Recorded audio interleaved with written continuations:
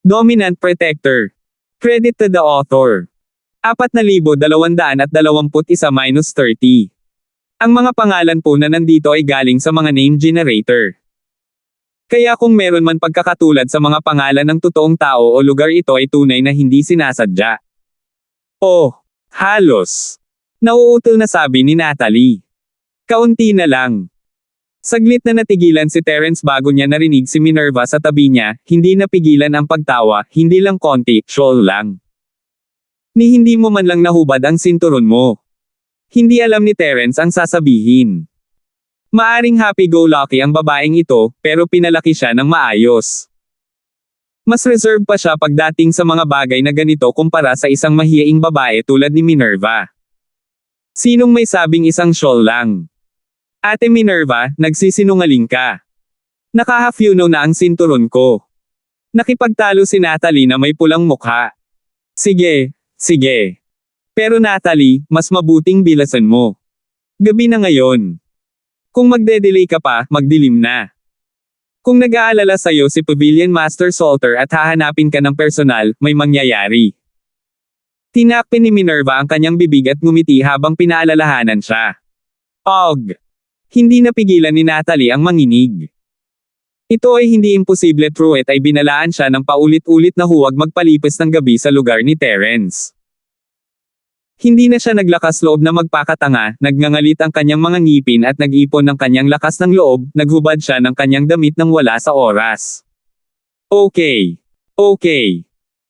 Nanginginig ang boses ni Natalie habang maingat na naglalakad sa likuran ni Terence, natatakpan ng kanyang mga kamay ang mahahalagang bahagi ng kanyang katawan. Lumingon si Terence at nakita ang mahiyaing Natalie, malinis at maliwanag ang kanyang katawan. Kahit na sa dinami-dami niyang magagandang babae, hindi niya maiwasang tuluyang mapatulala. Ang bawat isa sa mga kababaihan ay may kanya-kanyang mga merito at sila ang pinakamahusay sa mundo, ngunit ang Natalie ay mailalarawan lamang bilang isang Green Lotus. Matagal nang kilala ni Terence ang Natalie, at alam niya na walang kapantay ang kagandahan ng babaeng ito. Sadyang palagi siyang happy-go-lucky at walang pakialam, kaya hindi namamalayan ni Terence ang puntong ito. Ngayong bigla niyang nakita ang eksenang ito, hindi nakapagtataka na natigilan siya. Sa katunayan, pabayaan ang isang lalaking tulad ni Terence, maging si Minerva ay hindi maiwasang maawa sa inosenteng Natalie, lalo na sa natural na tukso ng kanyang kainosentehan. Nakakatukso lang, at hindi niya maialis ang mga mata niya. Pwede na ba tayong magsimula? Namula si Natalie at mahinang sinabi. Hindi lang siya nahiya ng ganoon ang tingin ni Terence sa kanyang katawan, ngunit nakaramdam din siya ng kakaibang excitement. Okay. Napalunok si Terence at pilit na inilayo ang kanyang mga mata mula sa Natalie. Huminga siya ng malalim para pakalmayan ang sarili bago sinimulang dagdagan ang lakas nito.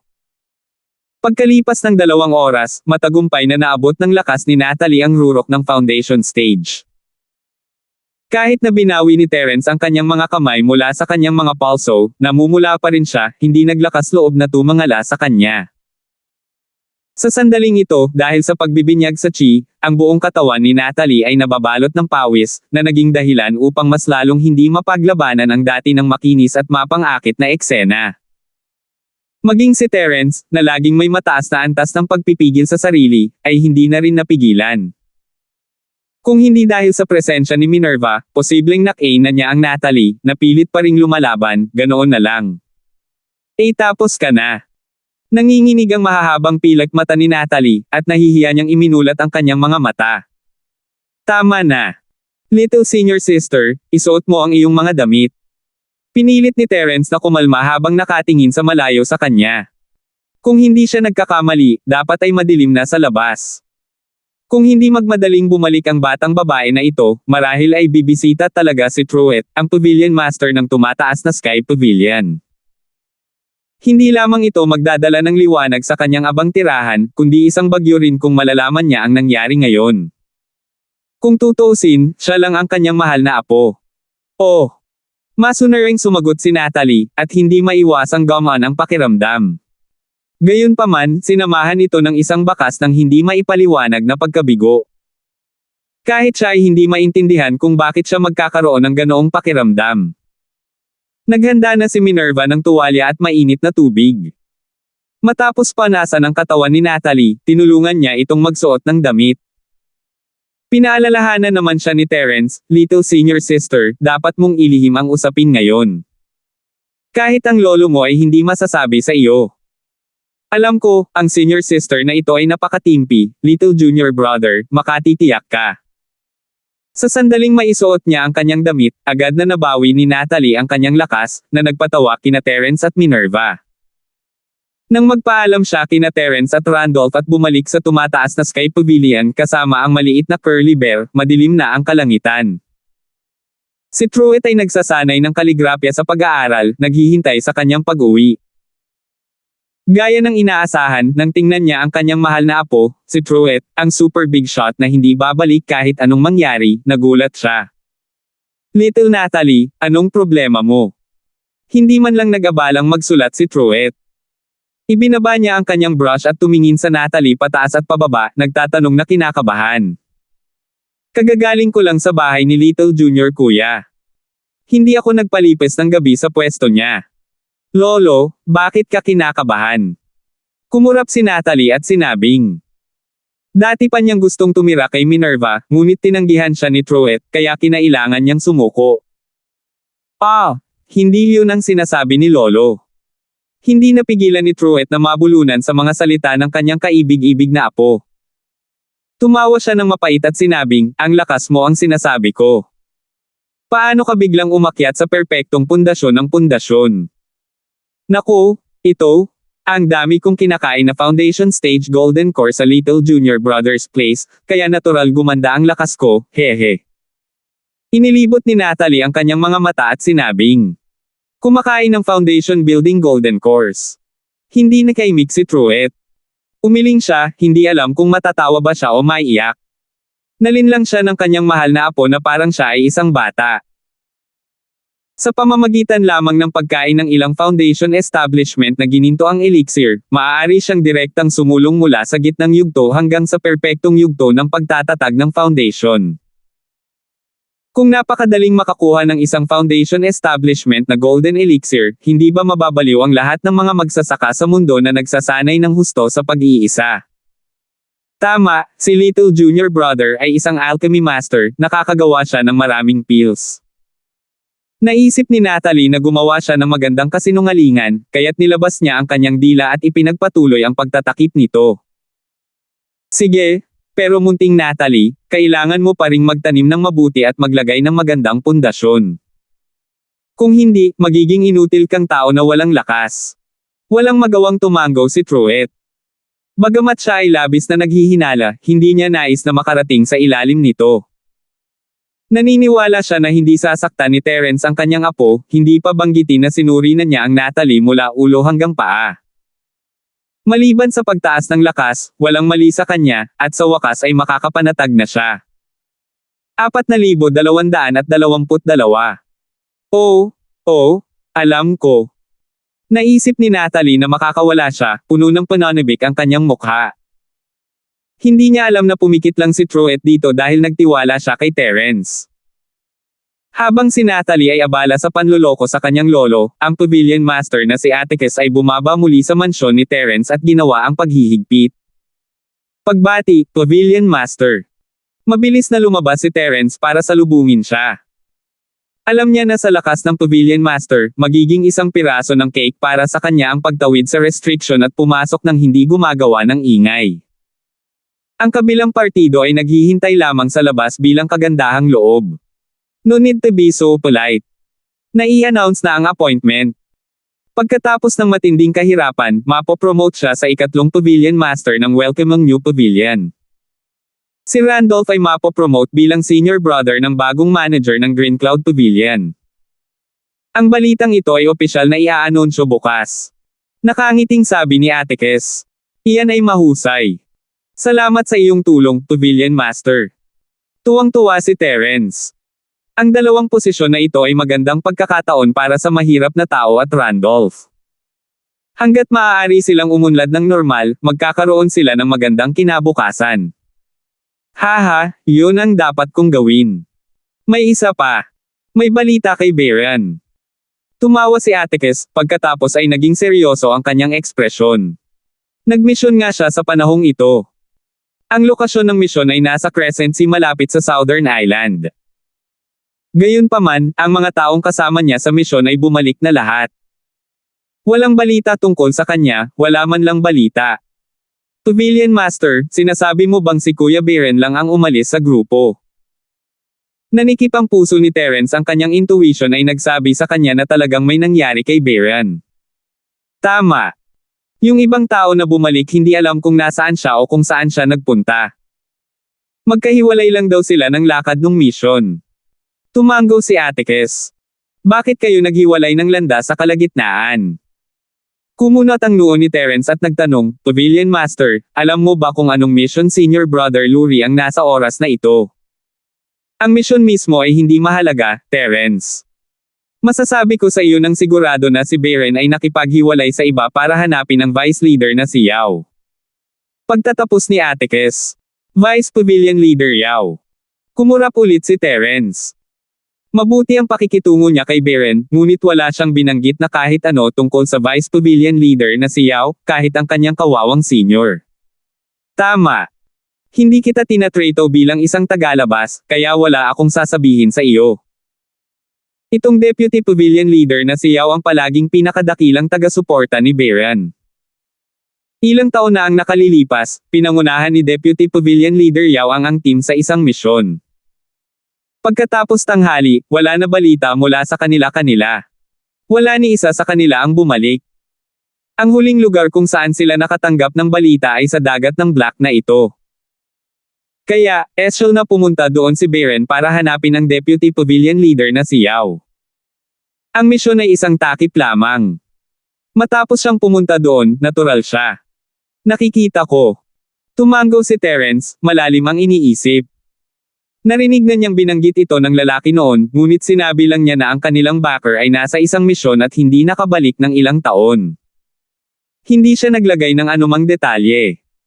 Sa hitsura nito, malamang na nagpunta si Beren upang maghanap ng isang tao. Siya ang dating pangatlong Pavilion Master ng Welcome Pavilion, at bagamat siya ay na-ostracize, hawak pa rin niya ang isang mahalagang posisyon at hindi makalabas para magsagawa ng mga misyon.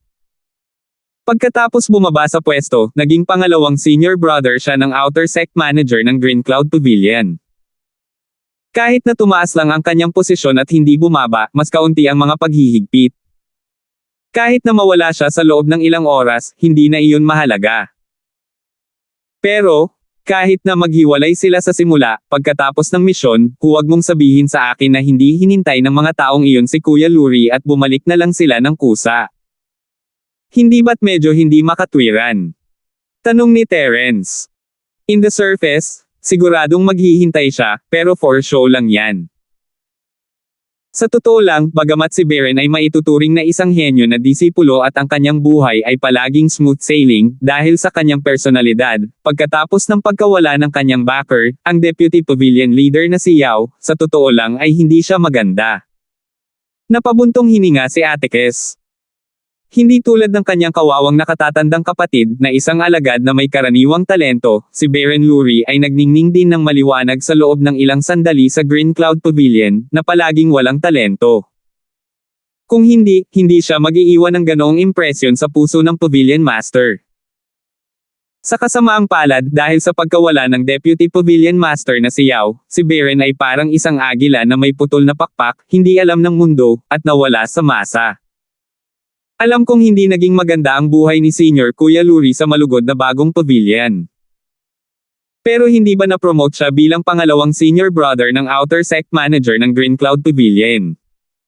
Hindi maiwasang magtanong ni Terence. Hehe, in terms of position alone, this is really a promotion. Pero una, wala siyang bakang, at pangalawa, hindi siya matalino. Itong posisyon ng pangalawang senior na kapatid ng Outer Sect, actually hindi siya stable. Sa pagkakaalam ko, pagkatapos niyang manungkulan, wala siyang substantial control of power, and was directly suspended by the first Outer Brother Sect.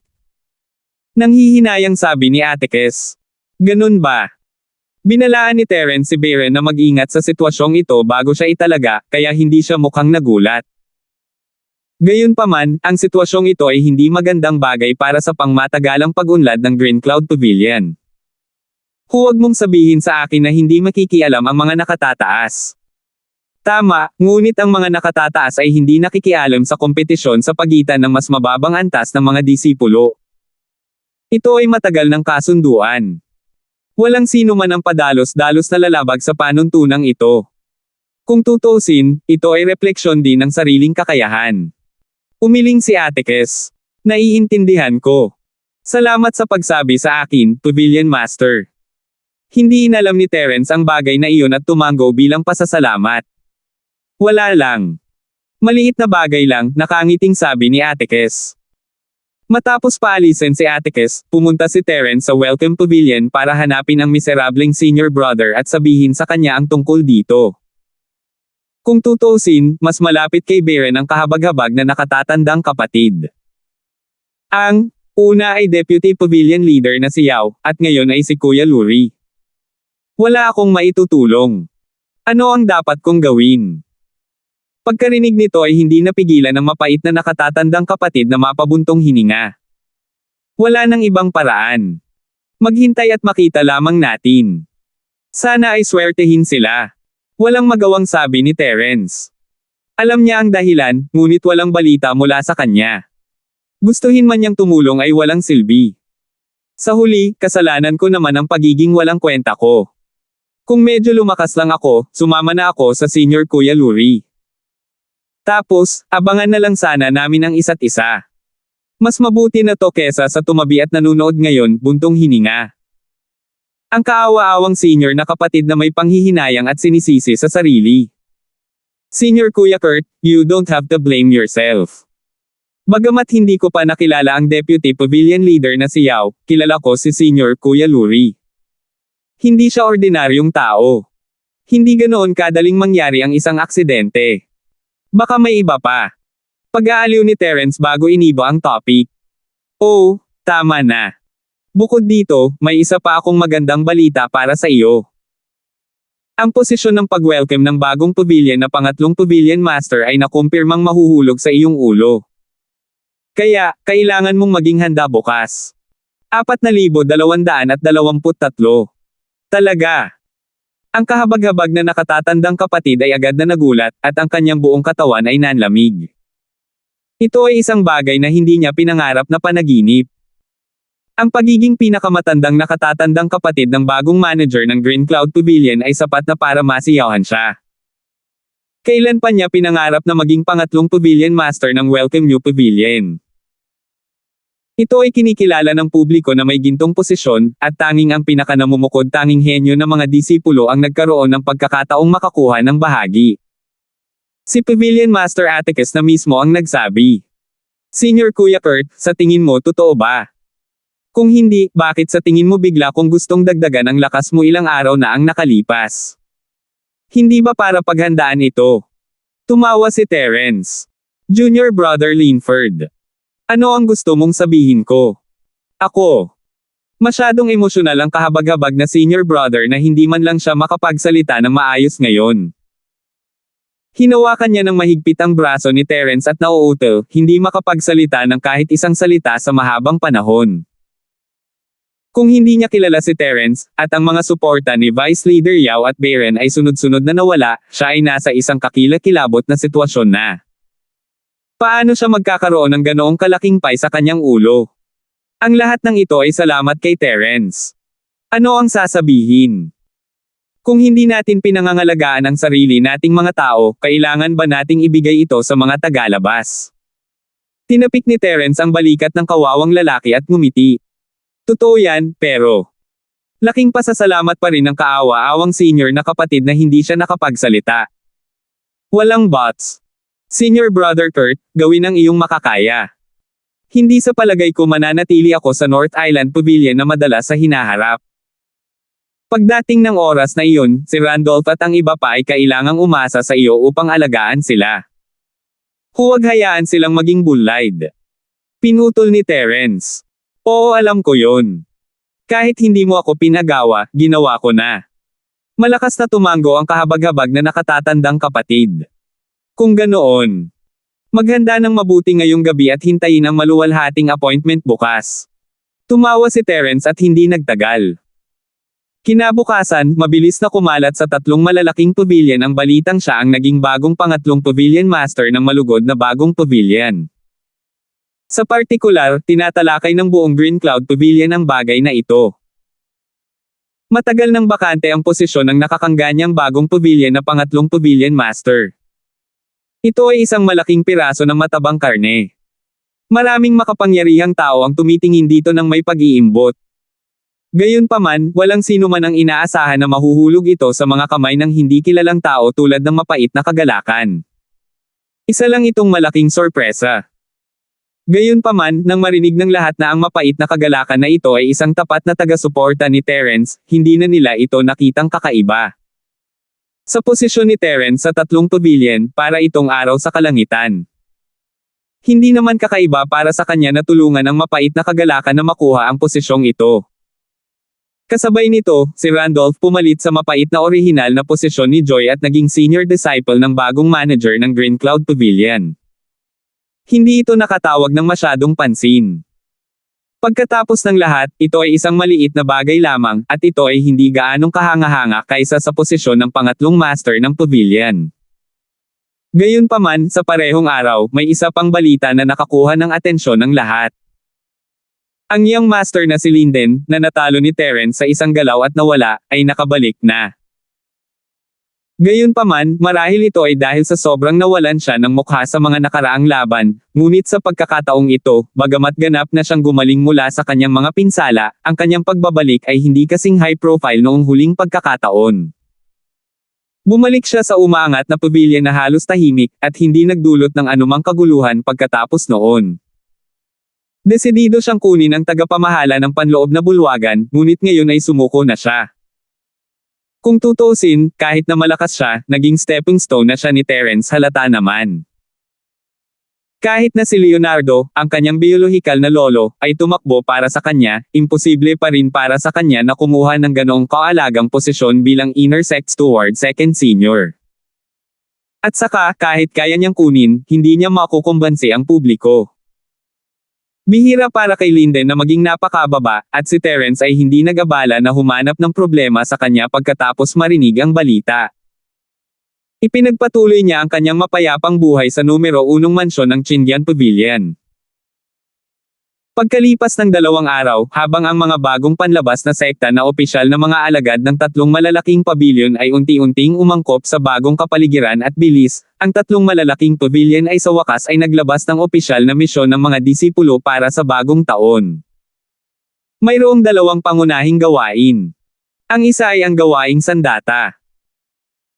Bawat bagong opisyal na disipulo, kabilang si Terence, na naging pangunahing disipulo sa isang hakbang, ay kailangang humanap ng paraan upang makagawa ng sandata para sa kanilang sarili.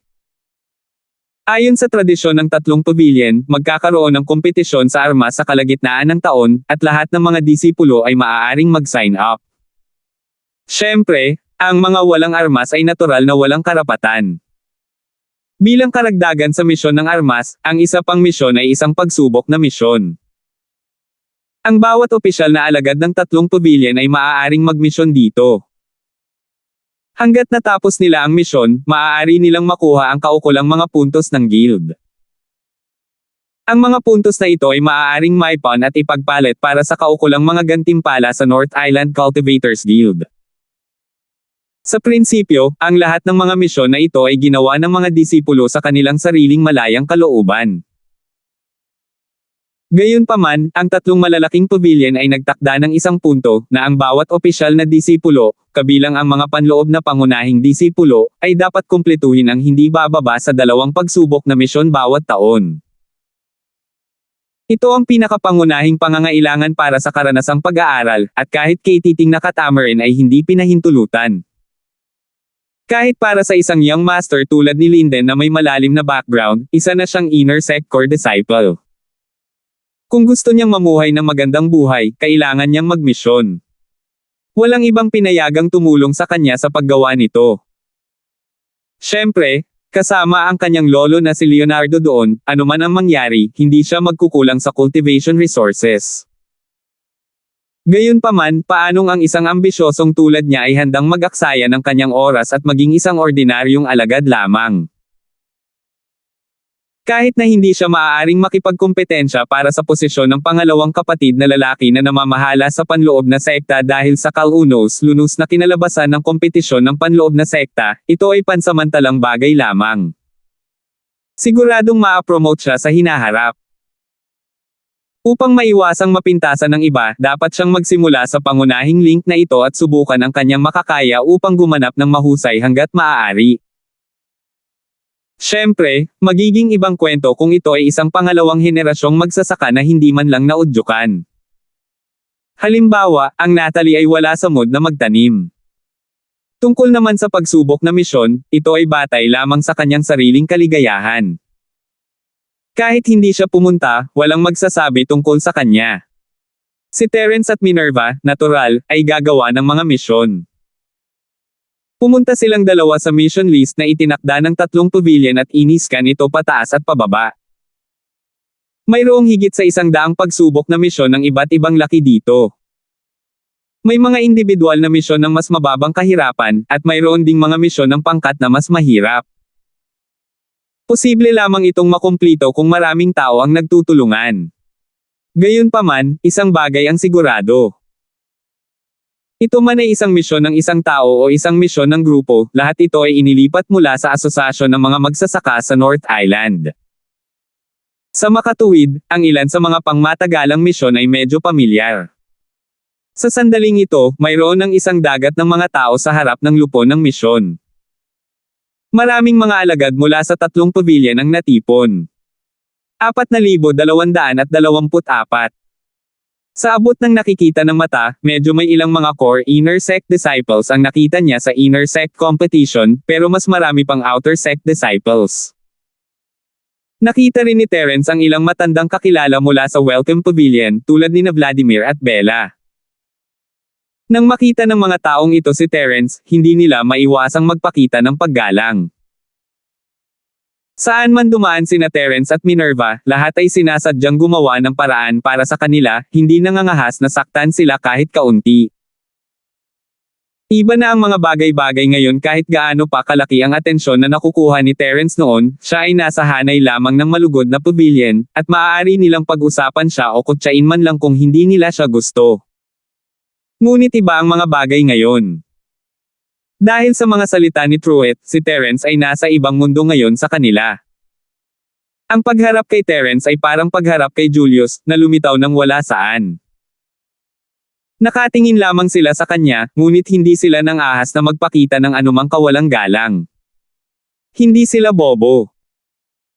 Alam nila na sa harap ng ganap na agwat, anumang makasarili na pag-iisip ay magiging hanggal at magdudulot lamang ng kapahamakan sa kanilang sarili. Walang magiging benepisyo.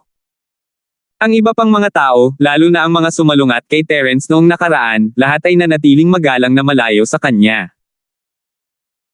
May isang pagbubukod, hindi siya umatras o umiwas kay Terence, ngunit nagkusa na kuskusin ang kanyang katawan sa katawan ni Terence, na nagkukunwaring pabaya. Si Bella iyon. Terence Sr.? Long time no see? Na-miss kita ng sobra. Malumanay na binati ni Bella si Terence. Ang lakas ay ang lahat sa mundo ng pagsasanay, at hindi bagay para sa kanya na tawagin si Terence na Senior. Hindi sinasadyang niyakap ni Minerva ang braso ni Terence nang makita niya ang babaeng nanliligaw kay Terence. Matagal na niyang nabawi ang kanyang hitsura at kumpiyansa. Siyempre, hindi siya magpapatalo sa isang B*H na tulad ni Bella. May tiwala din siya sa pagpipigil sa sarili ni Terence, ngunit sa hindi niya malay, ayaw niyang magkaroon ng anumang contact si Terence sa babaeng ito na may masamang reputasyon. Ngumiti si Terence at tinapik ang kamay ni Minerva, sinabi sa kanya na huwag mag-alala. Pagkatapos ay lumingon siya kay Bella at sinabing, "With the grudge between you and me, hindi ba medyo kakaiba ang paggamit ng salitang, Miss?" Senior Terence, malaki kang tao. Bulag ako noon at nasaktan kita. Nandito ako para humingi ng tawad, huwag mo sanang isa-puso. Kinakabahang sabi ni Bella. Huwag maglaro ng anumang mga trick. Kung mayroon kang sasabihin, sabihin mo lang ito. Wala akong oras para matalo ka sa paligid ng Bosch. Monyang sabi ni Terence habang nakatingin sa board. Terence Sr., sa tingin mo kaya kung panatilihin ang posisyon ko bilang bagong manager saglit? Huwag kang mag-alala, gagawin ko ang lahat para tulungan ang Pavilion Master Kurt at ang senior brother na si Randolph. Hindi na ako mangangahas na mag-isip pa. Maingat na tanong ni Bella. Ngayon, bagamat nakabalik na si Linden, siya ay mahinahon at hindi nakikipagkilala sa sinuman. Isa pa, hindi siya kailanman naging interesado sa kanya. Ang kanyang tanging tagapagtaguyod, si Tsunami, ay walang impluensya sa tatlong pavilion. Hindi masyadong maganda ang kalagayan niya ngayon. Napilitan siyang maging third pavilion master, at si Randolph ang naging unang senior. Masasabing ang impluensya ng Green Cloud Pavilion sa pavilion ay ganap nang nasa ilalim ng kontrol ni Terence. Pangalawang senior lang siya, at tuluyan na siyang napigilan ng Randolph. Kahit anong plano niya, hindi niya kayang lumaban. Kung mapapanatili niya o hindi ang kanyang posisyon ay ganap na nakasalalay sa kalooban ni Terence. Kung hindi siya gusto at gusto ni Terence, masasabi lang niya ang salita at wala siyang magagawa. Wala na ako sa Welcome ang New Pavilion, at hindi ako makikialam sa mga usapin ng Welcome New Pavilion. Ibibigay ko sa iyo ang mga salitang ito, ikaw ay mag-isa. Sagot ni Terence. Oo. Salamat sa iyong kagandahang loob, Kuya Terence. Tatandaan ko ito. Tuwang-tuwa si Bella at mabilis na umalis pagkatapos magpasalamat kay Terence. Mahihirapan siya kung iniinis niya si Terence. Kahit anong mangyari, siya pa rin ang nasasakupan ni Linden kung kumalat ang chismis at nalaman ni Linden na sinusubukan niyang makuha ang mabuting panig ni Terence, ito ay magiging isang malaking problema. Pagtingin sa likod ni Bella habang nagmamadaling umalis, bahagyang yumuko ang bibig ni Terence. Si Randolph at sa kontrol ng kanyang miserableng senior brother, hindi na mahalaga ang kanyang posisyon bilang bagong manager. Wala siyang magawa, at hindi mahalaga kung siya ay tinanggal o hindi. Siyempre, alam ni Terence na sa personalidad ng babaeng ito, hindi siya magiging tactful magpakailanman kahit natitiisin niya ito sa ngayon. Gagawa siya ng bagyo isang araw, ngunit hindi masamang Randolph na may isang tulad niya na nanunood sa kanya na parang tigre na nakatingin sa biktima nito.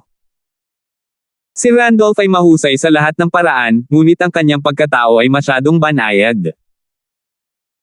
Ang pag-iral ni Meyer ay maaaring magpasigla sa kanyang espiritu ng pakikipaglaban, gawin siyang manatiling alerto sa lahat ng oras, at gawin siyang hindi maglakas loob na mawala ng lakas. Ito ay maaaring ituring bilang paggawa ng pinakamahusay na paggamit sa kanya. Matapos paalisin si Bella, patuloy na tiningnan ni Terence ang maraming misyon sa listahan. Pagkaraan ng ilang sandali, ang kanyang mga mata ay nakatuon sa isang pagsubok na misyon sa gilid ng listahan. Ang dahilan kung bakit nakuha ng misyon na ito ang atensyon ni Terence ay dahil ang lokasyon ay ang Black Sea malapit sa Southern Island.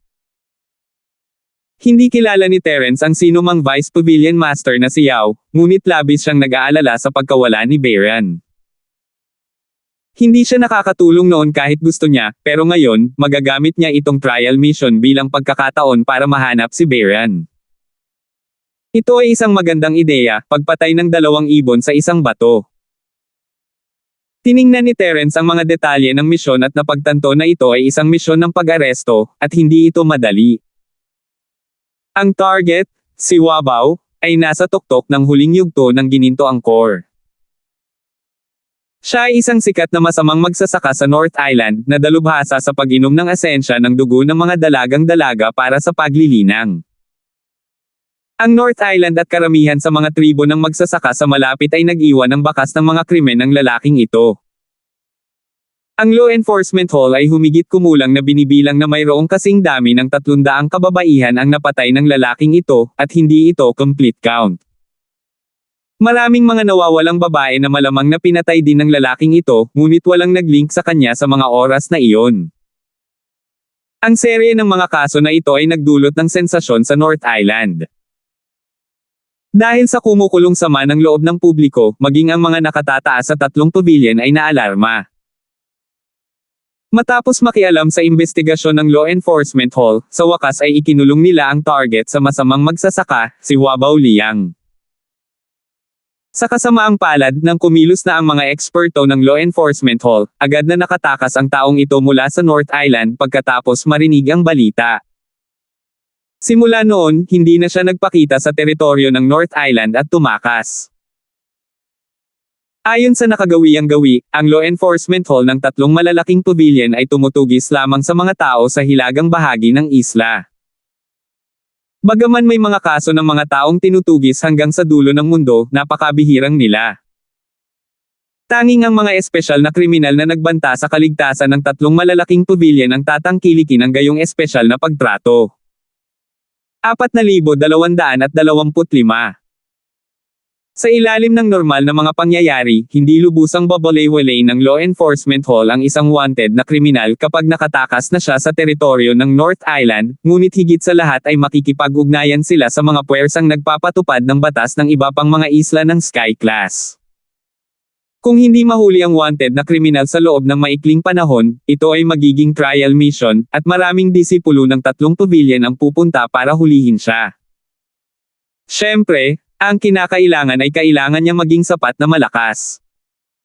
Bilang karagdagan sa paglalagay ng pagsubok na misyon, ang Law Enforcement Hall ay magbibigay din ng ilang kaukulang mga pahiwatig at impormasyon. Halimbawa, ang pinakahuling ulat ng saksi nitong Wabao ay nasa lugar ng Black Sea. Nakakatuwa lang na may isa o dalawang tao sa misyon. Tumango si Terence. Gusto niyang gawin ang misyon na ito. Kung tutuusin, maganda ang pakikitungo sa kanya ni Baron noon, at ngayong nagkaroon na siya ng pagkakataong ito, kailangan niyang subukan ito, mahahanap man niya o hindi si Baron. Si Minerva ay natural na walang anumang pagtutol. Hanggat makakasama niya si Terence, hahayaan niya si Terence na magpasya sa lahat ng bagay. Wala siyang pakialam kung anong misyon ang gagawin nila. Tumango si Terence. Walang pag-aalinlangan, dinala niya si Minerva kay Mufan, ang senior manager ng Inner Hall, para tanggapin ang misyon. Ang pagtanggap ng trial mission ay hindi isang maliit na bagay. Kung gusto ng mga alagad ng panlabas na sekta na mahanap ang pinakamatandang nakatatandang kapatid ng panlabas na sekta, natural na kailangang hanapin ng mga alagad ng panloob na sekta ang panganay na nakatatandang kapatid ng panloob na sekta. Sa oras na ito, si Mufan ay nagtatrabaho sa hindi kalayuan, napapaligiran ng ilang inner sect disciples ng Green Cloud Pavilion na naghahanda ring tumanggap ng isang misyon. Junior Brother Linford, Junior Sister Minerva, long time no see. Kumusta ka na? Agad na nakilala ni Mufan sina Terence at Terence mula sa karamihan at binati sila ng nakangiti.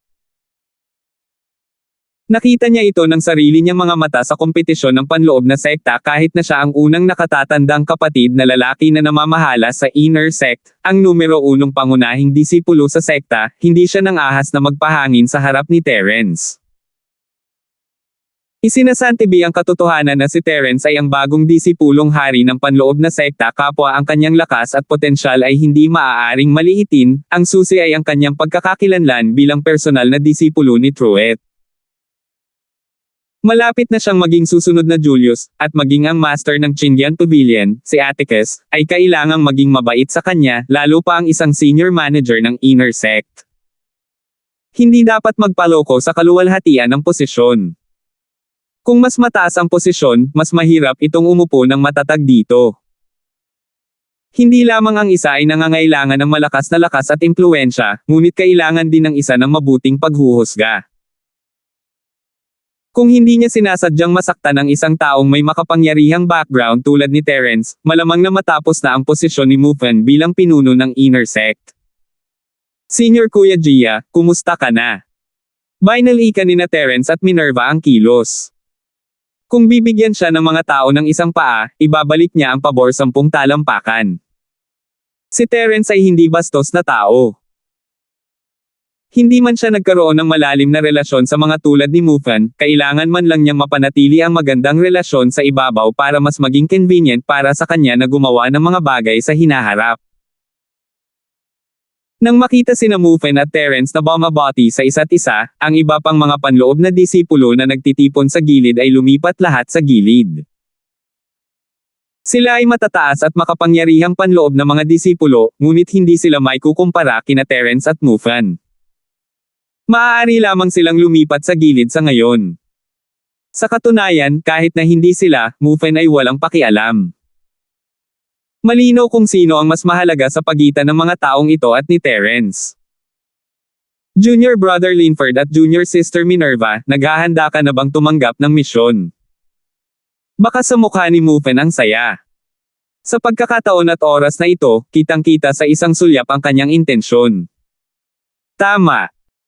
Senior Kuya Gia, paki-report na ang trial mission na tatanggapin natin ay ang makuha si Wabaw.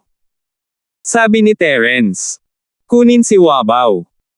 Junior Brother Linford, sigurado ka bang gusto mong tanggapin ang misyon na ito? Natigilan si Mufan, at ang mga nakapaligid na inner core na mga disipulo ay nagkakagulo rin, na nakatingin kay Terence na may higit na pagtataka. Lahat sila ay naghihintay na tanggapin ang misyon, ngunit wala ni isa sa kanila ang handang tanggapin ang misyon. Hindi man lang nila ito inisip sa simula pa lang. Sa katunayan, ang misyon na makuha si Wabaw ay nasa mission board sa loob ng ilang taon, ngunit hindi ito nawala.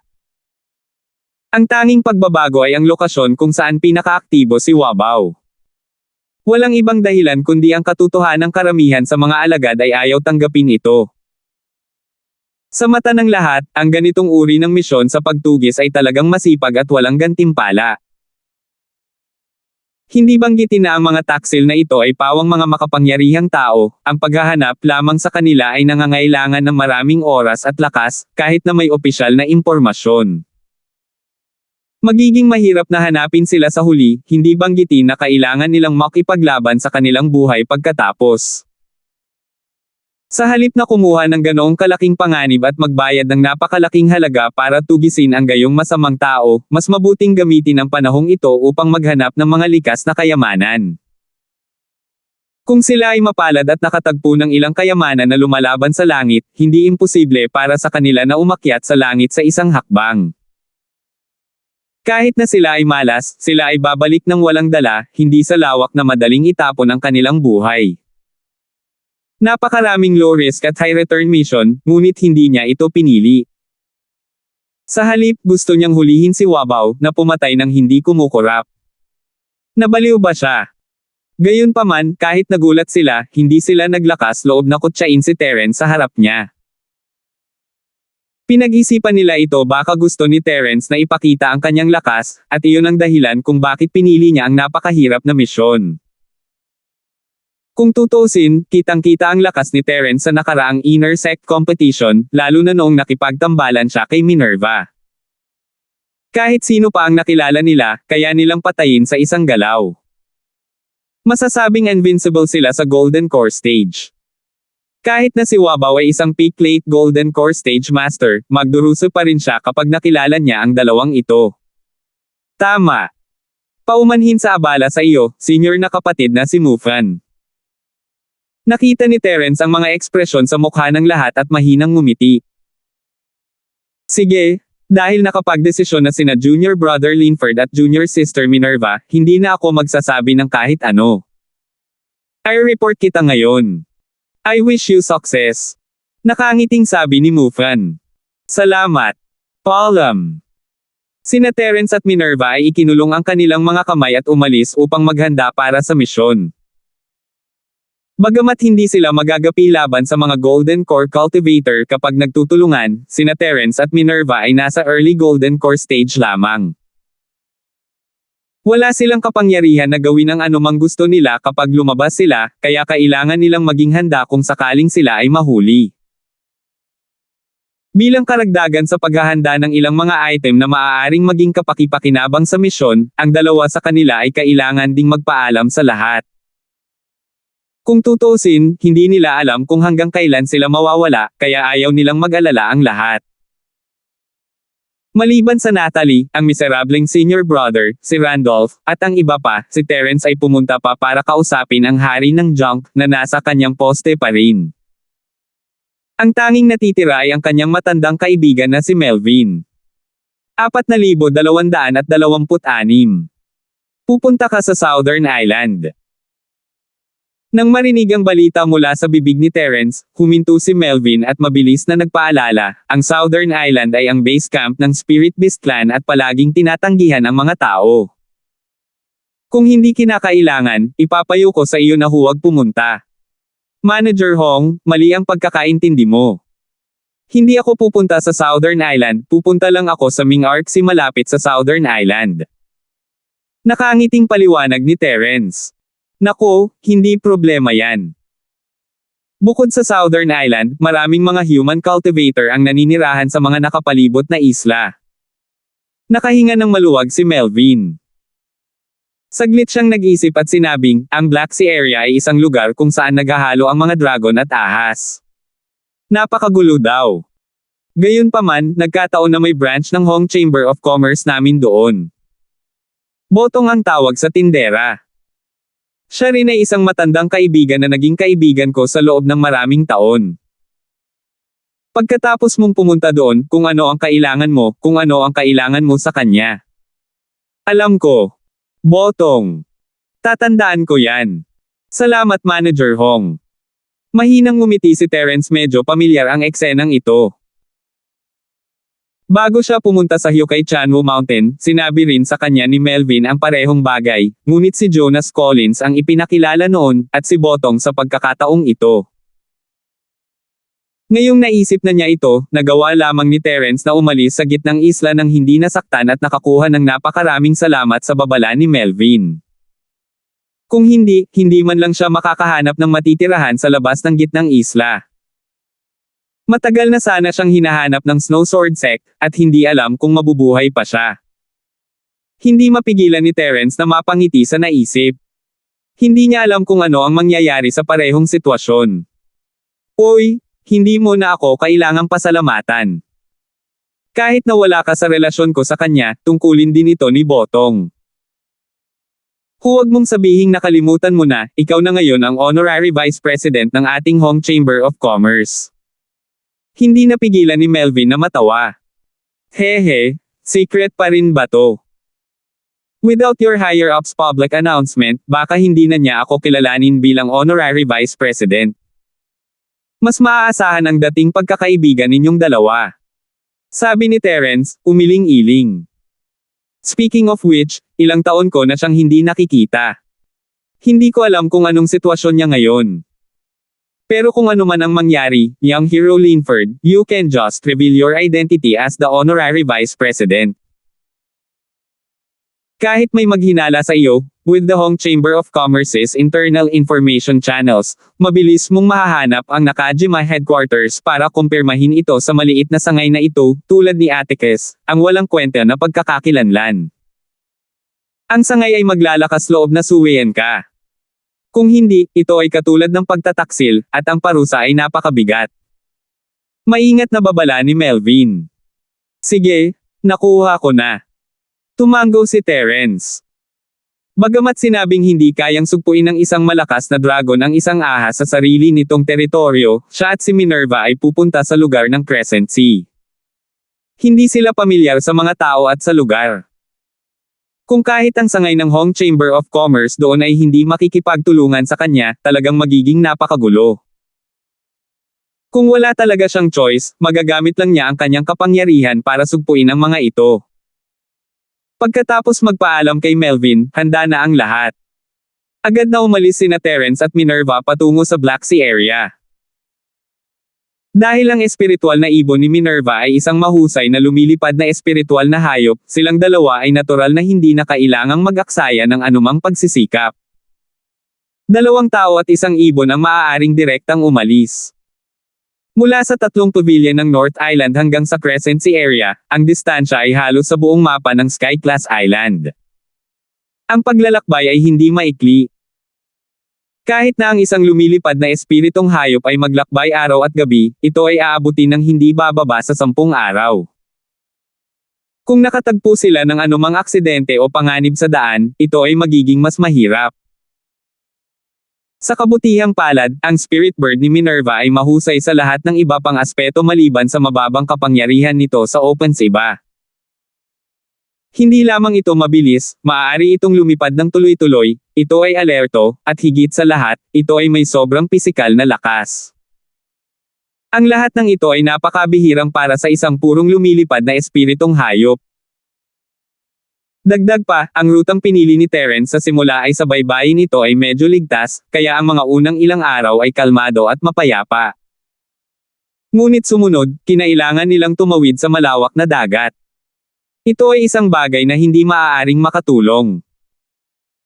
Kung patuloy silang naglalakad sa lupa, bagaman hindi imposibleng maabot ang South Island, kailangan nilang pumunta hanggang sa gitnang isla, at pagkatapos ay mula sa gitnang isla hanggang sa South Island. Ang oras na ginugol sa prosesong ito ay hindi magiging 10 araw. Maaaring hindi sapat ang 20 araw o kahit 1 buwan. Napakahaba ng paglalakbay, at kinailangan nilang buhatin ang 2 tao sa kanilang likuran. Hindi banggitin ang espiritual na ibon ni Minerva, kahit na ang pinakamahusay na lumilipad na espiritual na hayop ay hindi magagawang bantayan sila. Hindi banggitin, ang kontrol sa paligid ng gitnang isla ay mahigpit. Maliban kung ang mga palatandaan ng mga pangunahing puwersa ay nakabitin, hindi sila pinayagang lumipad, lalo na ang tumawid. Ang mga kaguluhang kasangkot ay hindi maliit. Siyempre, magiging ibang kwento kung sakay si Terence sa espesyal na bundok ng pavilion ng gitnang isla pabalik sa landas ng Tianqing. Sa kasamaang palad, hindi ito ang mount na kinaroroonan niya. Ayos lang. Hanggat sapat na tayo, maiiwasan natin ang anumang panganib ng maaga. Hindi na kailangang mag-alala masyado. Tumingin si Terence kay Minerva at nakita ang kanyang kinakabahang ekspresyon. Ngumiti siya at inalo siya. Oo, hindi ako natatakot basta nandito ka. Masunuring tumango si Minerva. Sa katunayan, hindi siya estranghero sa mga pagsubok na misyon. Sa nakalipas na ilang taon, gumagala siya sa North Island Cultivators Association nang wala siyang magawa. Gayunpaman, bihira siyang umalis sa North Island. Kahit na umalis siya sa isla, pupunta siya sa mga lugar tulad ng bundok ng Chanwo at hindi masyadong lalayo. Ngunit sa pagkakataong ito, hindi lang niya kailangang tumawid sa buong Sky-class Island mula hilaga hanggang timog, ngunit kailangan din niyang tumawid sa malawak na dagat. Ito ang unang pagkakataon sa kanyang buhay, at narinig niya ang lahat ng uri ng panganib at tsismis tungkol sa pagtawid sa dagat noon. Magsisinungaling kung sasabihin niyang hindi siya kinakabahan. Ngunit gayunpaman, ang pag-upo sa tabi ni Terence ay nagpaginhawa sa kanya, at ang takot sa kanyang puso ay nawala. Sa pagtawid sa karagatan, ang pinakamapanganib na bagay ay hindi ang mga hayop sa dagat sa ibaba o ang mga ibon sa kalangitan, ngunit ang mga magsasaka at ang fog ng dagat. Hinayaan ni Terence si Minerva na sumandal kay Minerva habang nagpapaliwanag ito para mapawi ang pakiramdam niya, bagaman ang Jiangho ay mapanganib, basta't ang mga magsasaka ng tao ay maingat at huwag lalapit sa kanila, hindi magkakaroon ng labis na problema. Kung tungkol sa fog sa dagat, ito ang pinakamalalang problema. Sa kabutihang palad, hindi na tayo kailangang mag-alala ng maaga, kaya't wala tayong masyadong dapat ipag-alala. Ang dagat ay malawak at walang hangganan. Sa sandaling ito ay natatakpan ng fog ng dagat, ang visibility ay madalas na 100 talampakan lamang. Hindi lamang mahirap mag-ingat laban sa lahat ng uri ng potensyal na banta, ngunit madaling mawala ng direksyon. Sa sandaling nawala sa lugar na ito ay talagang hindi malayo sa kamatayan.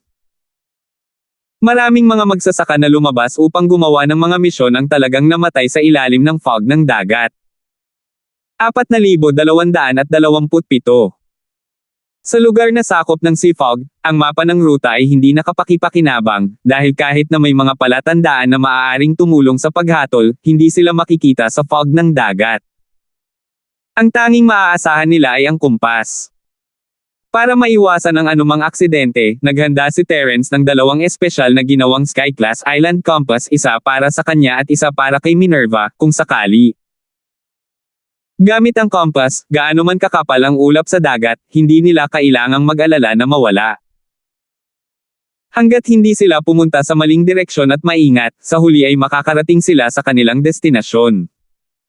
Gayunpaman, ang isang compass ay hindi palya. Katulad ng Bermuda Triangle sa secular na mundo, sinabing mayroong isang espesyal na meteorite magnetic field sa ilang sea areas ng Sky Island na maaaring makagambala sa direksyon ng compass. Kung nagkaroon ng hamog sa dagat, sa sandaling nahulog ang isa dito, ito ay talagang isang makitid na pagtakas. Kung ang isang tao ay maaaring lumabas na buhay o hindi ay nakasalalay lamang sa kalooban ng Diyos. Siyempre, ang napiling ruta ni Terence ay sinubukan ng maraming tao at hindi dumaan sa maalamat na Devil's Water. Hindi niya kailangang mag-alala tungkol doon. Sa mga sumunod na araw, ginugol ni Terence at Minerva ang kanilang oras sa malawak na dagat. Bagamat medyo nakakainip, hindi ito naisip ni Minerva na nakakainip. Sa kabaligtaran, masayang-masaya siya dahil sa mga ilang araw na ito, sa mahigpit na pagsasalita, siya at si Terence ay nag-iisa sa mundo.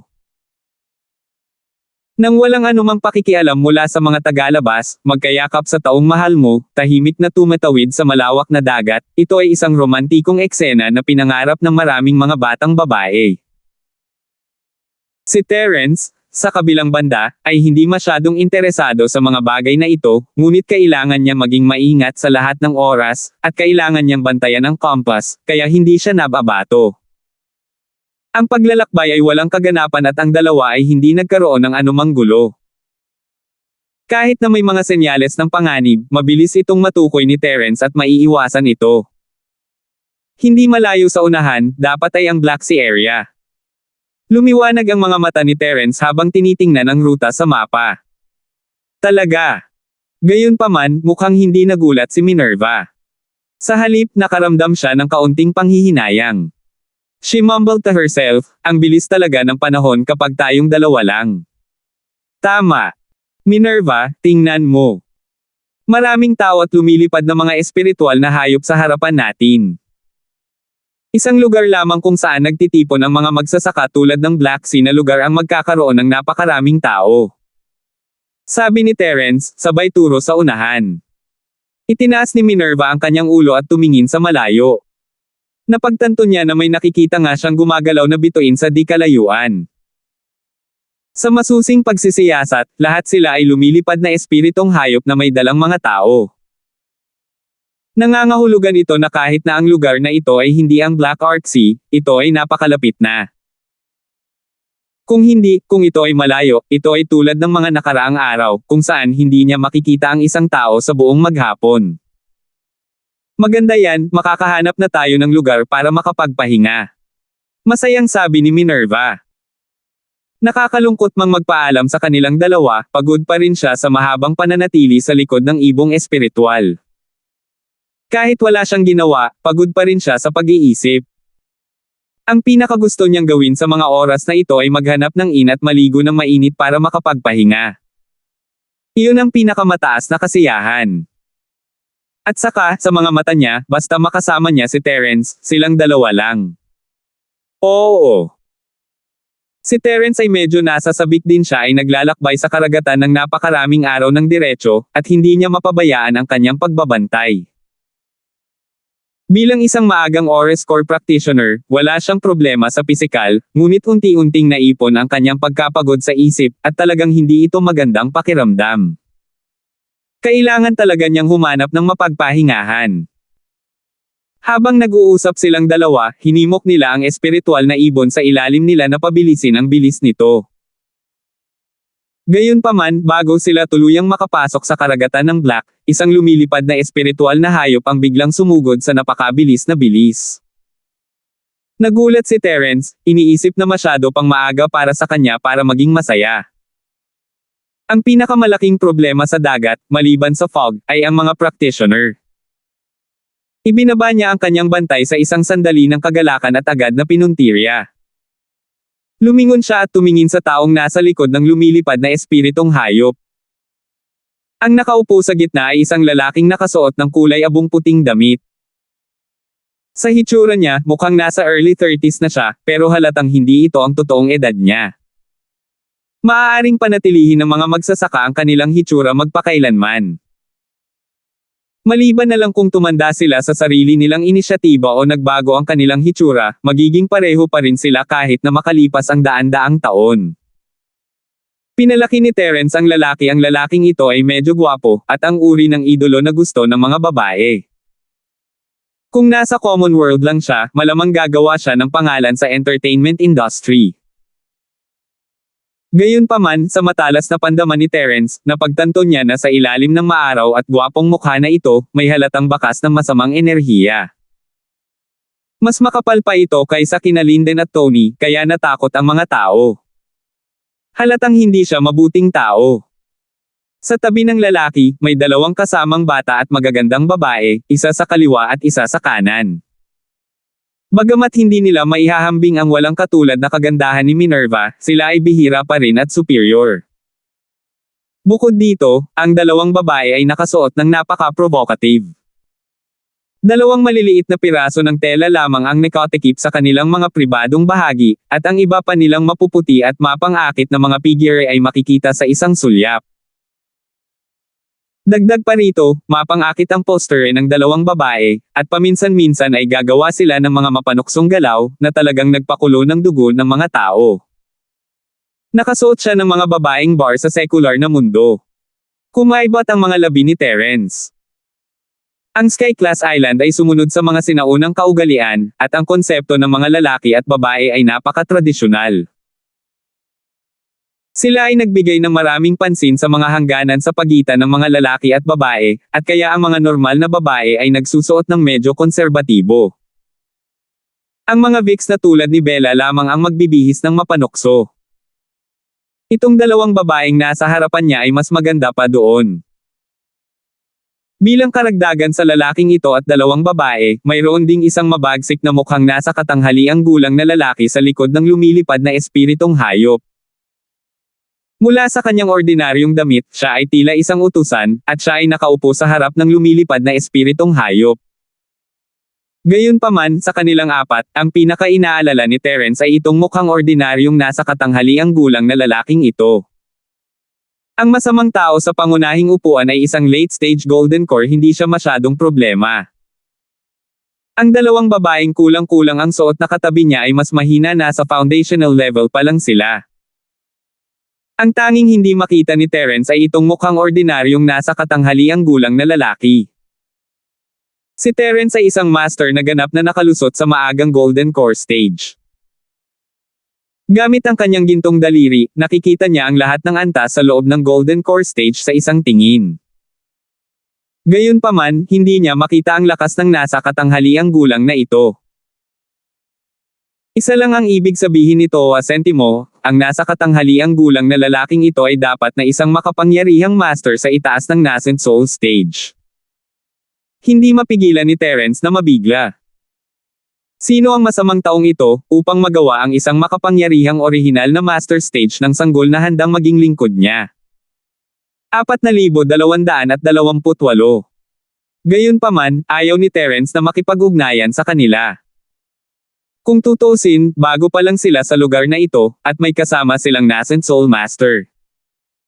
Sobrang disadvantageous para sa kanilang dalawa kung mag-aaway sila. Sa makatuwid, hindi na hinintay ni Terence ang kanyang kamatayan. Matapos bigyan ng senyales si Minerva na umupo ng mahigpit, agad niyang inutusan ang espiritual na ibon na pabilisin ang bilis nito. Hindi inaasahan ng kabilang partido na biglang tataas ang bilis ni Terence at nahuli siya, naiwan sila. Ngunit bago pa makahinga si Terence, naabutan silang muli ng lumilipad na espiritong hayop. Saglit lang, nasa parehong biyahe ito ng kanilang spirit bird. Sa pagkakataong ito, talagang nabigla si Terence. Ang bilis ng espiritual na ibon ni Minerva ay isa sa pinakamataas sa mga lumilipad na espiritong hayop. Marahil isang napakaliit na bilang lamang ng mabangis na mga espiritong hayop ng ibon ang maaaring mas mabilis kaysa rito.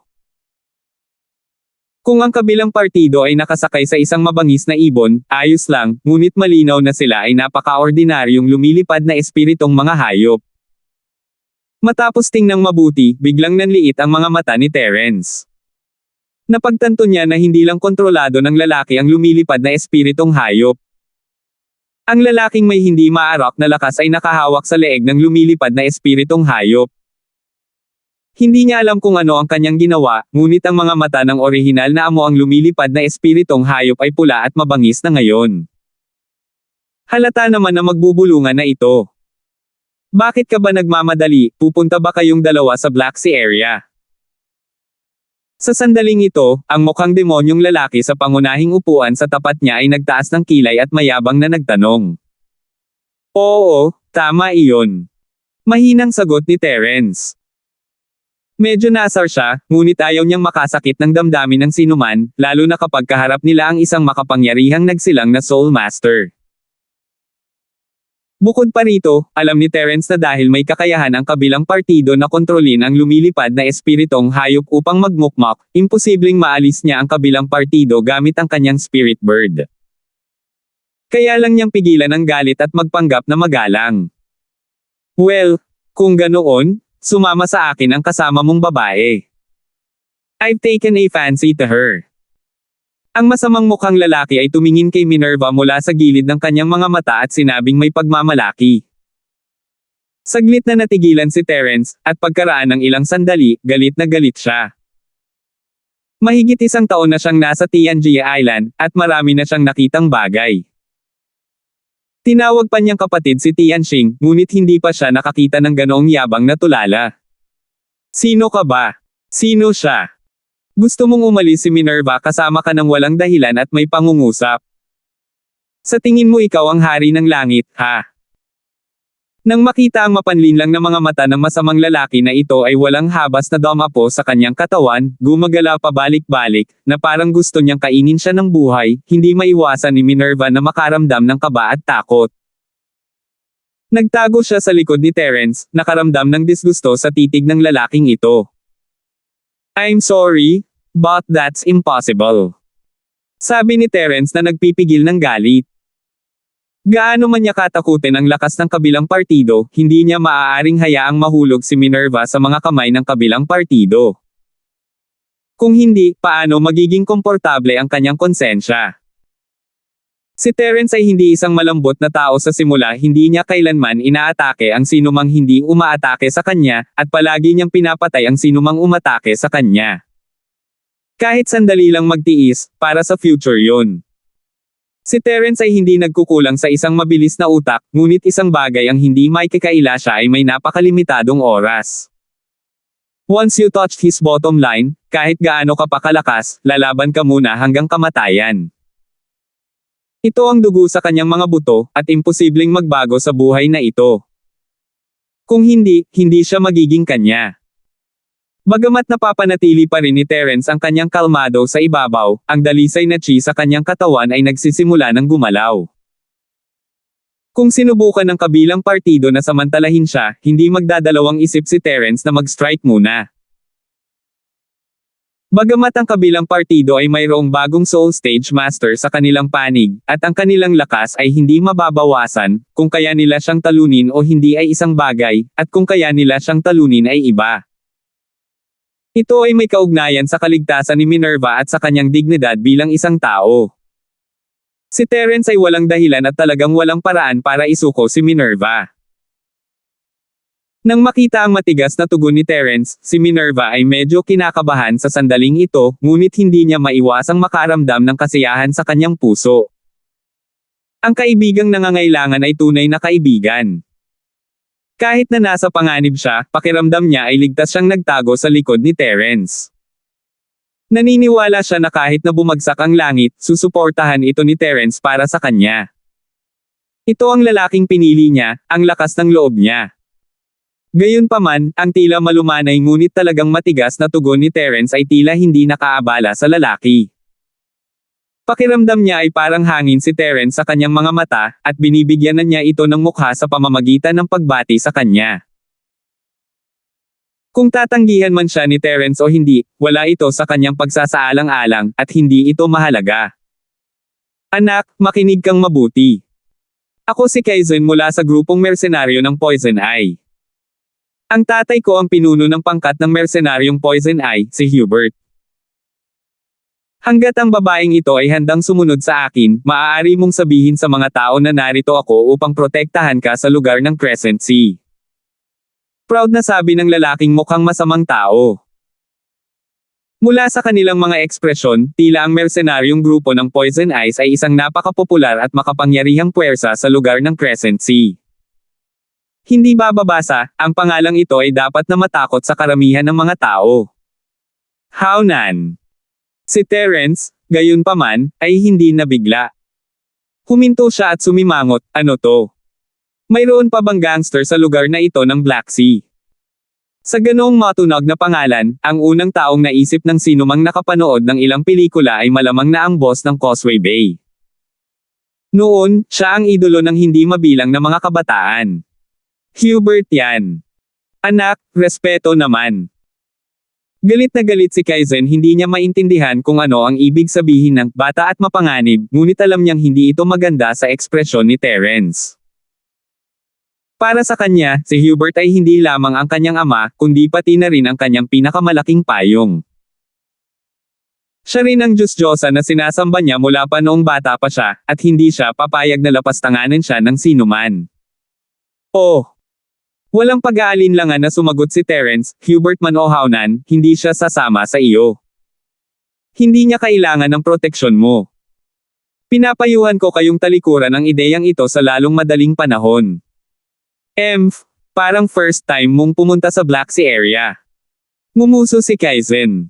So ano? Nagtaas ng kilay si Terence. So ano? Hehe, walang takot talaga ang mga ignorante. Kung hindi mo alam ang mga alituntunin sa lugar na ito, mamamatay ka ng malungkot. Kung hindi siya papayag na umalis kasama ako ngayon, tapos ka na agad.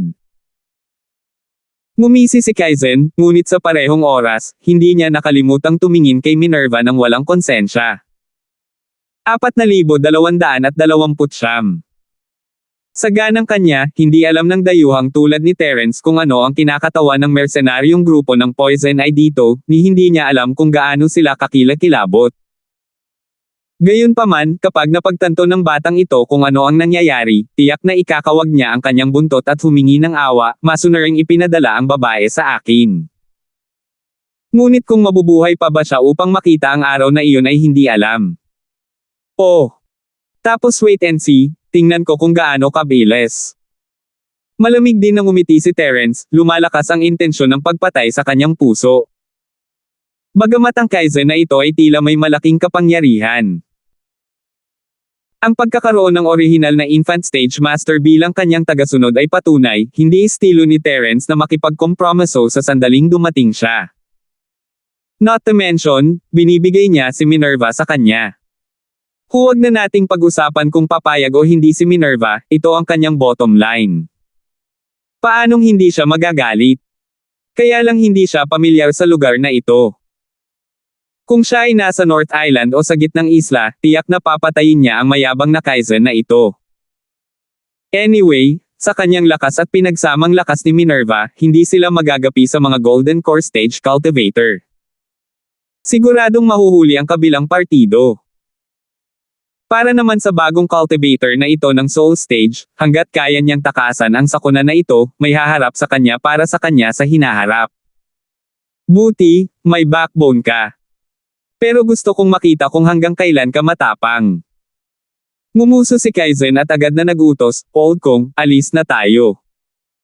Tingnan natin kung papasok ang batang ito sa lungsod mamaya. Sa sandaling matapos siyang magsalita, ang lumilipad na espiritong hayop ay nagsimula ng isang marahas na bugzo ng hangin at mabilis na tumakbo sa malayo. Sa ilang sandali lang, ito ay naging maliit na itim na tuldok at nawala sa paningin ni Terence at Terence. Naging seryoso ang ekspresyon ni Terence habang nakatingin sa mayabang na likod ng lalaki. Nagulat din siya. Naisip niya na dahil sa sobrang yabang ng lalaki, wala na siyang pasensya na maghintay at hilingin sa orihinal na leveled servant na kunin ito. Pagkatapos ng lahat, siya at si Minerva ay nasa unang bahagi lamang ng Jeodan stage sa ibabaw. Ayon sa pananaw ng sinumang normal na tao, hindi sila nasa parehong antas. Ang paggagaw sa pamamagitan ng puwersa ay isang napakasimpleng bagay lamang. Gayunpaman, kung iyon ang kaso, magbibigay ito ng pagkakataon kina Terence at Minerva. Gamit ang kanilang wildfire na 8 trigrams bombs, kahit na ang kalaban ay isang nascent soul stage master, kung siya ay nahuli at direktang tamaan, tiyak na siya ay masasaktan. Para naman kay Kaizen, isang late-stage Golden Core Master, ang kanyang katapusan ay hindi hihigit pa kaysa kay Lindan. Kaya lang napakataas ng timing na kailan gana sentimo, kailangan niyang tiyakin na maayos ang lahat. Hindi magkakaroon ng pangalawang pagkakataon kapag nakagawa na siya ng hakbang, at dahil hindi siya minamaliit ng kaaway, natural na hindi magsasamantala si Terence. Mukhang mangkukulam itong si Kaizen. Nag-iisip na sabi ni Terence. Ilang beses nang iminungkahi ng kabilang partido na isama si Minerva sa kanya. Ang dahilan kung bakit hindi nila ito pinilit ay marahil ay dahil gusto nilang payag si Minerva. Anong gagawin natin ngayon? Dapat ba tayong bumalik? Medyo natakot si Minerva. Pagkatapos ng mahabang pananatili sa North Island Cultivators Association, alam niya ang problema na maaaring idulot ng isang magandang babae. Dahil dito, maingat siya at laging nakasuot ng belo. Gayunpaman, hindi niya inaasahan na kahit ganoon, siya pa rin ang target ni Kaizen. Ang tukso ng isang babae sa isang lalaki ay hindi lamang ang kanyang magandang mukha, kundi pati na rin ang kanyang matikas na figure. Isa rin itong napaka-fatal attraction. Paano natin gagawin iyon? Dahil nandito na tayo, paano tayo makakabalik na walang dala ng walang ginagawa? Maingat na umiling si Terence, mabigat ang kanyang puso. Kara-rating lang niya, at naasar na siya sa isang lokal na malupit na tila makapangyarihan. Ano ang susunod niyang gagawin? Pero, sa sinabi lang ng taong yun, parang naghahanda na siyang hintayin tayo sa syudad. Should we go? Medyo kinakabahan pa rin si Minerva. Wala na tayong magagawa dyan. Kahit alam nating may mga tigre sa bundok, sumandal lang tayo sa Tiger Mountain. Sabi ni Terence pagkatapos ng ilang pag-iisip. Sa kanilang plano, ang Black Ark City ang una nilang hintuan pagkarating sa Black Ark Sea area. Dahil ito ang ubod ng buong lugar ng Black Ark Sea, kabilang ang mga kalapit na isla, ito ang pinakamaunlad at sentral na lugar ng pagtitipon ng mga magsasaka. Ito rin ang tanging istasyon ng transit na pumunta sa anumang iba pang lugar sa lugar ng Black Ark Sea. Hindi mahalaga kung para saan ang mga tagalabas na pumunta sa Crescent Ocean, upang makakuha ng tumpak na unang kamay na impormasyon o upang maglagay muli ng mga mapagkukunan, ang kanilang unang hinto ay tiyak na ang Crescent City. Ito ay isang bagay na hindi maiiwasan. Ngunit ayon sa alam ni Terence, walang ni isang sekta o kapangyarihan dito. Mayroong lahat ng uri ng mga asosasyon sa kalakalan, mga mercenaryong grupo, mga guild, at lahat ng uri ng iba pang komplikadong puwersa, na may ilan sa mga mas malakas na gumagawa ng mga bagay sa kanilang sariling paraan. Ito ay katulad ng mga sinaunang sekta sa karaniwang mundo. Gayunpaman, hindi sigurado si Terence kung ang tinatawag na Poison Ice Mercenary Group ni Kaizen ay kasama sa pinakamalakas na puwersa. Pagkatapos ng lahat, ang lugar ng Black Ark Sea ay ganap na naiiba mula sa North Island. Ang tatlong pavilion ng North Island ay maaaring tumayo sa North Island sa loob ng libu-libong taon, ngunit sa lugar ng Black Ark Sea, kahit na sila ay tulad ng araw sa kalangitan isang sandali, sila ay papalitan sa susunod na sandali. Ito ay isang napakakaraniwang bagay. Sa katunayan, kahit na ang pinakamakapangyarihang puwersa ay hindi kayang pamunuan ang lugar ng Black Sea ng higit sa 10 taon. Sa makatuwid, walang maraming mayayamang pamilya dito, at karamihan sa kanila ay mga bagong maharlika. Ang distansya sa pagitan ng North Island at South Island ay napakalayo, at ang ugnayan sa pagitan nila ay hindi malapit. Ang anumang bahagyang paggalaw ay maaantala ng mahabang panahon. Kahit na ang na-update na kinaroroonan ni Wabaw ng Law Enforcement Hall ay hindi matitiyak. Kung kailan umusbong ang tinatawag na Venomous Eye Mercenary Group na ito man ay noong nakaraang buwan o noong nakaraang taon, ito ay lalong hindi kilala. Gayunpaman, kahit na sino ang mercenaryong grupong ito ng lason, sa personalidad ni Terence, walang paraan na matatakot siya ng isang Kaizen lamang. Pumasok pa siya sa isang Dragon's Pool at Tigers Den tulad ng Middle Island at gumawa ng pangalan para sa kanyang sarili bago umatras. Bakit siya matatakot sa isang sulok lamang ng dagat ng Black, isang mercenaryong grupo ng mga mata ng lason? Nako, kahit anong mangyari, papakinggan kita. Tumango si Minerva. Dahil sa simpleng salita ni Terence, tuluyang nawala ang pagkabalisa sa pagitan ng kanyang mga kilay. Bilang isang batang babae, magiging kakaiba kung hindi siya natakot pagkatapos na pagbabantaan ng isang makapangyarihang lokal na malupit sa unang pagkakataon. Gayunpaman, hanggat makakasama niya si Terence, hindi man lang siya sisimangot kahit na kailangan niyang dumaan sa bundok ng mga espada o dagat ng apoy. Saan man pumunta si Terence, ito ang kanyang mundo. Ang lahat ay lumulutang na ulap lamang. Sige, punta tayo sa Ark City at kilalanin natin ang Kaizen na iyon. Bahagyang ngumiti si Terence at inutusan ang kanyang spirit bird na lumapit sa lungsod. 4,230. Habang nasa daan, dumarami ang kanilang nakitang lumilipad na mga espiritong hayop at mga magsasaka sa kalangitan. Wala pang isang oras, nakita na nilang dalawa ang baybayin. Habang nakatingin sa mataong bayan, nagkatinginan sina Terence at Minerva na may pagtataka sa kanilang mga mata. Mula sa kanilang pag-unawa sa sitwasyon, ang dagat ng Black ay isang magulong lugar na may halong mabuti at masama. Madalas may mga digmaan at dugo. Naisip nila na kahit na ito ay isang lugar kung saan nagtitipon ang mga magsasaka, hindi ito magiging masyadong masagana sa ganoong kalaking kapaligiran. Gayunpaman, ang eksenang nakita nilang dalawa sa sandaling ito ay malinaw na isang maunlad na bayan na may pinag-isang plano. Ang maringal na kapaligiran na ito ay bihira kahit sa hilagang isla. Walang mga palatandaan ng pagdanak ng dugo. Mula dito, makikita na ang Black Sea area na ito ay hindi kasing simple ng iniisip ng mga tagalabas. Maghanda ka na, bababa na tayo. Mahinang sabi ni Terence, at tumango naman si Minerva bilang pag-unawa. Alam niya kung ano ang mangyayari kung bumaba sila, at syempre, alam din niya kung ano ang ibig sabihin ng Terence ng maghanda. Maya-maya ay dumaong agad silang dalawa sa pier ng dagat sa lungsod. Ito ang opisyal na tuntunin ng lungsod. Hindi mahalaga kung ang isa ay dumaan sa rutang panghimpapawid o ruta sa dagat, kailangan nilang huminto dito. Ito ang tuntuning itinakda ng lahat ng malalaking kapangyarihan sa lungsod. Hindi mahalaga kung sila ay lokal o dayuhan, kailangan nilang sundin ito ng mahigpit.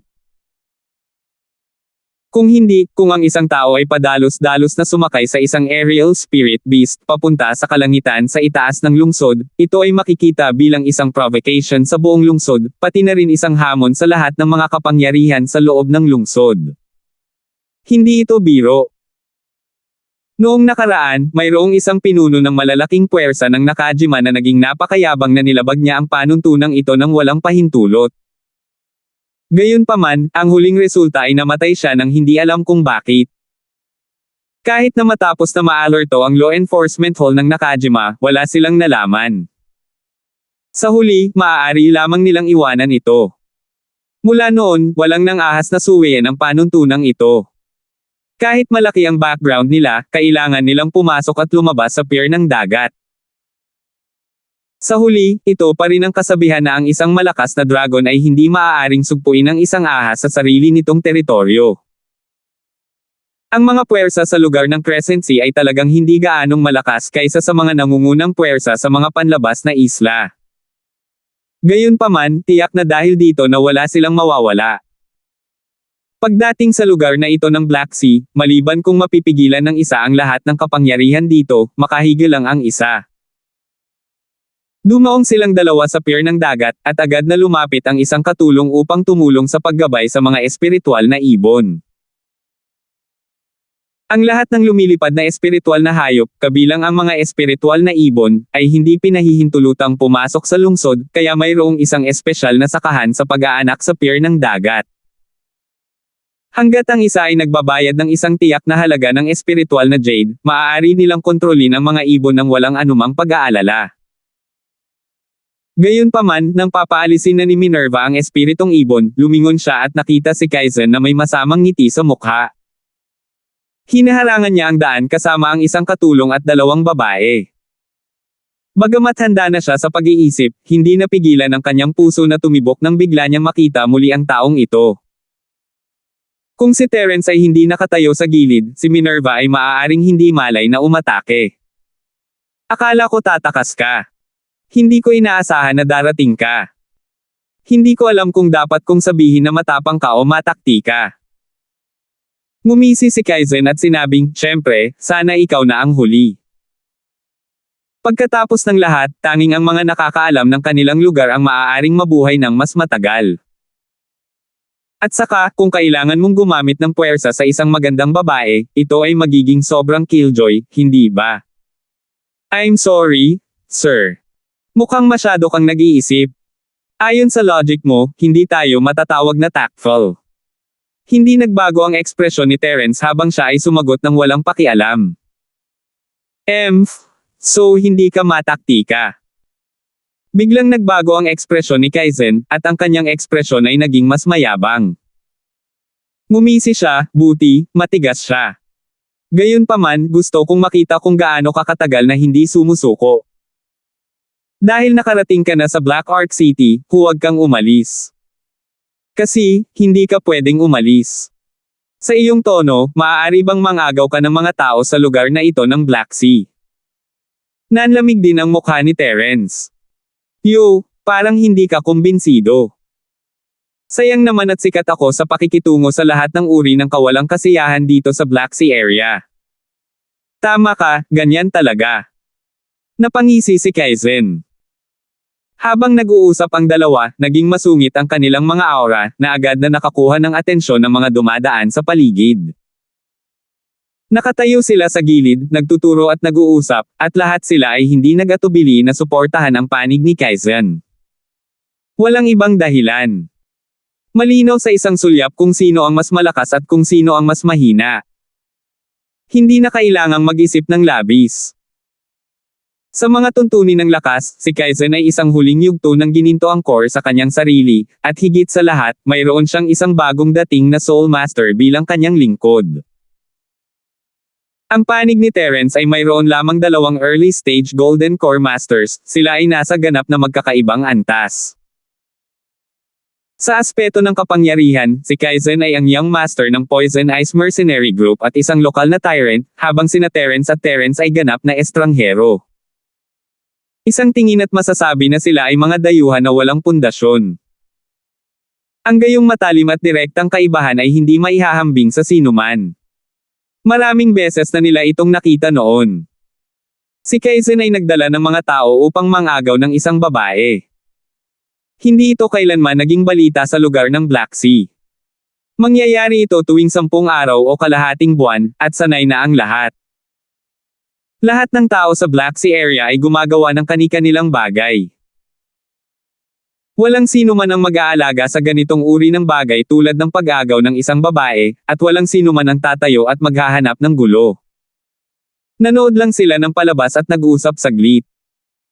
Ang dahilan kung bakit sila nagtipon dito ay para lang makita kung sino ang mala sa pagkakataong ito.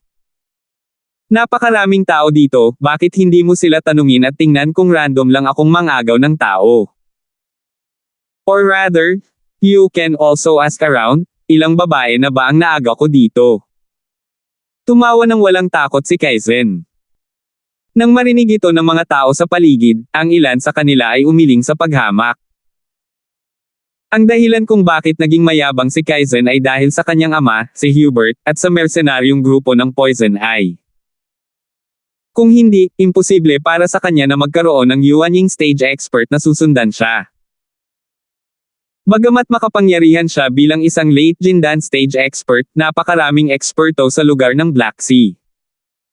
Malayo pa sa kanya ang pagiging mayabang at walang nang-ahas na kontrolin siya. Gayunpaman, bagamat hinamak nila ang ganitong uri ng taong nambubuli sa iba, walang nang-ahas na menindigan para sa kanya. Ang Jiangho ay mapanganib, at lahat ay nasa panganib. Ang paninindigan upang maging isang bayani ay hindi mag-iiwan ng magandang reputasyon, ngunit magiging tanga lamang na pinagtatawanan ng lahat. Nang marinig ito, bahagyang kumunat ang noo ni Terence at lumingon kay Minerva, tinitigan siya. Bumilis ang tibok ng puso ni Minerva.